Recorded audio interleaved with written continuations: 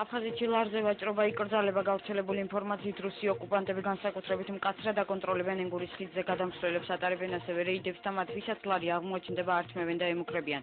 ამ ფაქტს ოფიციალური თბილისი ეკონომიკურ ანექსია დაფასებს ქართველი კანონმდებლები საერთაშორისო ორგანიზაციებს დახმარებისკენ კიდევ ერთხელ მოუწოდებენ. დეპუტატთა თქმით, მათ ასევე უნდა ეცნობოთ სეპარატისტთა ყველა ქმედების, მათ შორის სერგეი ბაღაფშის გადაწყვეტილებების შესახებ. სეპარატისტთა ლიდერის განკარგულებით რუს აგრესორებს მიწებს ურიგებენ მათთვის გალის დაბალი ზონის სოფლებში 44 ჰექტარი მიწის გამოყოფა გამგებლებს უკვე დაევალათ. რუსეთ-საქართველოს ომის შემდეგ პირველად ბრიუსელში ნატო-რუსეთის მოლაპარაკება გაიმართება. შეხვედრა არაფორმალურია და მას მხოლოდ ელჩები დაესწრებიან. ჩრდილო-ატლანტიკურმა ალიანსმა მოსკოვთან კონტრაქტი საქართველოზე რუსული სამხედრო ინტერვენციის დაწყებისთანავე შეაჩერა.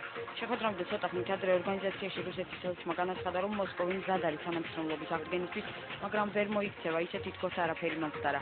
დიმიტრი როგოზინის თქმით, რუსეთი შეშფოთებულია ნატოს მიერ ამ კონფლიქტის სამკვრივი შეფასებით და ამ საკითხს აუცილებლად დააყენებს. ამავე დროს დიპლომატია აცხადებს, რომ ამ კონტაქტების აღდგენა ორივე მხარის ინტერესებში შედის. ნატო-რუსეთს შორის მოლაპარაკებებთან დაკავშირებით კომენტარით ეს საგარეო საქმეთა მინისტრმაც გააკეთა. გრიგოლ ვაშაძის განცხადებით, ნატო ეცდება განაახლოს დიალოგი რუსეთთან, თუმცა საგარეო საქმეთა მინისტრი თვლის, რომ მოლაპარაკებები უშედეგოდ დამთავრდება. ალიანსის პრეზიდენტის ინფორმაციით მოლაპარაკება დახურულ კარს მიღმა გაიმართება და პრესისათვის კომენტარები არ გეკეთდება. რუსეთი ამტკიცებს, რომ დაინტერესებულია ალიანსთან თანამშრომლობით, რადგან ეს უსაფრთხოების საკითხები იქნება ევროპაში, მეორე კატეგორიულად ითხოვს, რომ ალიანსის ყოველი ნაბიჯი მასთან ერთად შეთანხმებული რაც არასდროს არ მოხდება დასაძლებელი. ერთი მხრივ რომ და ალიანსთან უნდა ინტერესულ დიალოგში ჩავა, მეორე მხრივ კატეგორიულად ითხოვს აართოს ალიანსთან მისამე ქვეყნებს, როგორც საქართველო და უკრაინა არჩევანის უფლება. დიალოგი რა თქმა უნდა ეს მოულოდნელია, რომ საერთოდ ეს კენიკადი იქნება დასავლეთის ფედერაციის ცდილობა რუსეთთან დიალოგის აღდგენის. თუმცა ისე ყველაფერი ისე დამთავრდება, როგორც წინასწარი.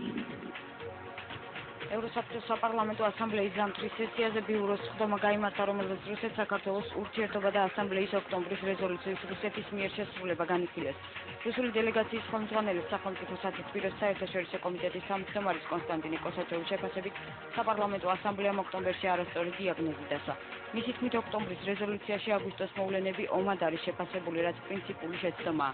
ეს იყო არა რუსეთ-საქართველოს, არამედ საქართველოს სამხრეთ ოსეთის კონფლიქტი.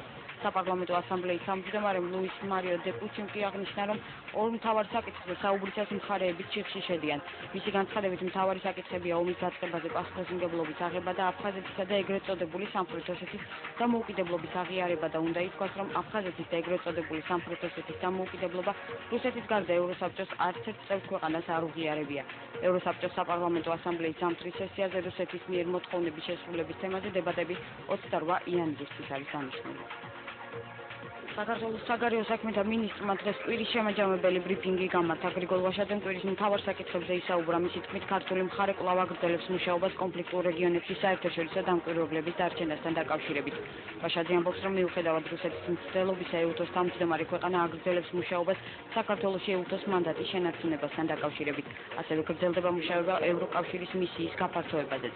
28 იანვარს საგარეო საქმეთა მინისტრის საბერძნეთში გაემგზავრება. მისი ოფიციალური ვიზიტი კი ბრიუსელში 4 თებერვალს გაიმართება. საბერძნეთის თავმჯდომარეობა ევროპაში განაგრძობს მუშაობას ქვეყნებთან იმისათვის, რომ შევიპოვოთ ყველასთვის მისაღები ფორმულა, იმისათვის როგორ შეუნარჩუნოთ ევროპა.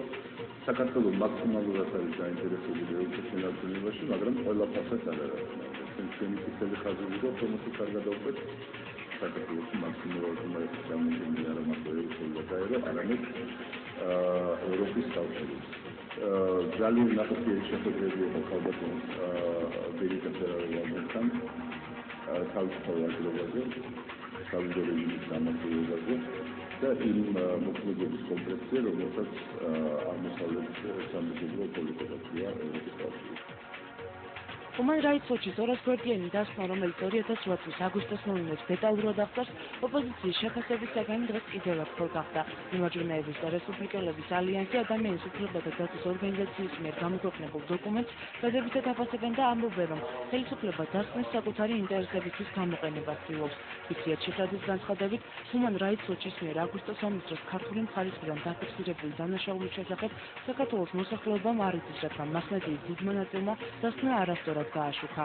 ჩვენ არაფერი არ უხარით საქართველოს მოსახლეობას იმის თაობაზე, რომ ამ ძალიან ავტორიტეტული ორგანიზაციის მიერ მომზადებულ დასკვნაში ძალიან სოლიდური ნაწილი არის მიძღვნილი საქართველოს მიერ განხორციელებული ქმედებების მიმართ. მე სპეციალურად მოვინიშნე აი ამ ყვითელი ფურცლით, ეს არის შესავალი ნაწილი დაახლოებით 20 გვერდი და დანარჩენი ეძღვნება საქართველოს მიერ განხორციელებულ ქმედებებს. რაც მთავარია, ეს არის კიდევ ერთი დოკუმენტი საერთაშორისო მასშტაბის, სადაც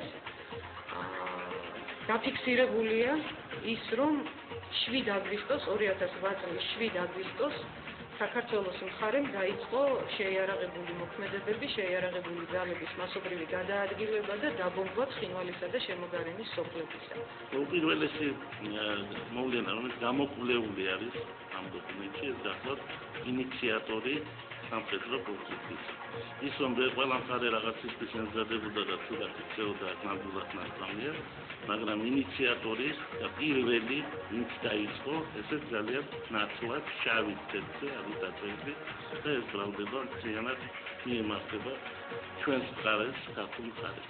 გარდა ამისა არის უამრავი ფაქტი მოყვანილი იმისა, რომში გამოვლენილი სასტიკისა, რომელიც ჩვენსაც ეხება ბუნებრივია, უბრალოდ უფრო მეტადაც ეხება ხანდახან, მაგრამ გამოვლენილია, რომ ჩვენს მხარეს აქვს ჩადენილი შემდეგი ტიპის სასტიკი ნაბიჯები აგარებული, იგულისხმება კასეტური ბომბები, მოთხოვნებში კი ჩანს, რომ საქართველოს მხარემ არ დაიწყო ამ ფაქტების გამოძიება და არავინ არ არის დაჟილი. ადამიანის უფლებათა დაცვის საერთაშორისო ორგანიზაციის დასკვნას მნიშვნელოვნად უწოდებს სახელმწიფო მინისტრი რეინტეგრაციის საკითხებში თემური იაკობაშვილი. თუმცა ამბობს, რომ Human Rights Watch-ის დასკვნაში დეტალები არასწორად არის აღნიშნული.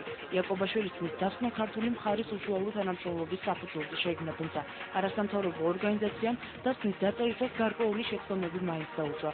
სახელმწიფო მინისტრის დაშვებულ